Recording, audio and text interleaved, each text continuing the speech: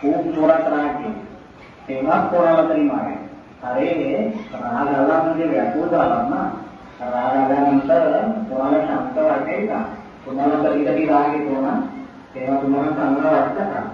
राग आल्यानं खूप व्याकुळता आहे.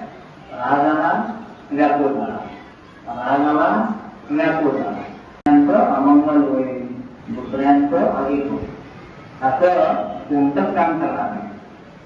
अशाच प्रकारचं काम करू ज्यामुळे इतरांचं भलं होईल, मंगल होईल. असं का करायचं? आणि असं काम का नाही करायचं ज्यामुळे दुसऱ्यांची सुख शांती भंग पाहिजे, जे केल्यामुळे इतरांना त्रास होतो.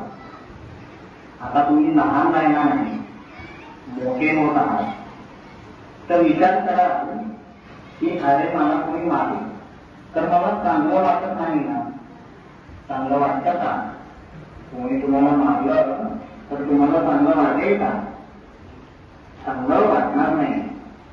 तर सगळी भीती दूर होईल, काहीच भय राहणार नाही, मन एकदम शांत होईल. आणि प्रश्नपत्रिका उघडल्याबरोबर काळ्या गोष्टी आहेत, उत्तर कसे लिहायचे आहे चांगले आहे. खूप चांगल्या प्रकारे आणि त्वरित उत्तर द्या.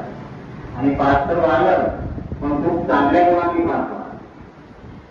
जी व्यक्ती जितकी नर्वस असते, घाबरलेली असते, तितके ते जीवनात असफल होते. ती व्यक्ती सफल होऊ शकत नाही.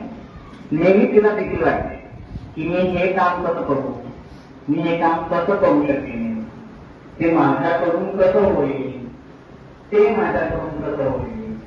तर तिच्या हीन भावना निर्माण होते.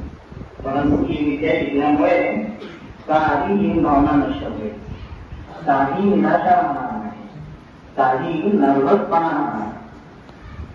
खरं श्वासाचा खूप मोठा आधार आहे. तुम्ही कधी पोहण्याच्या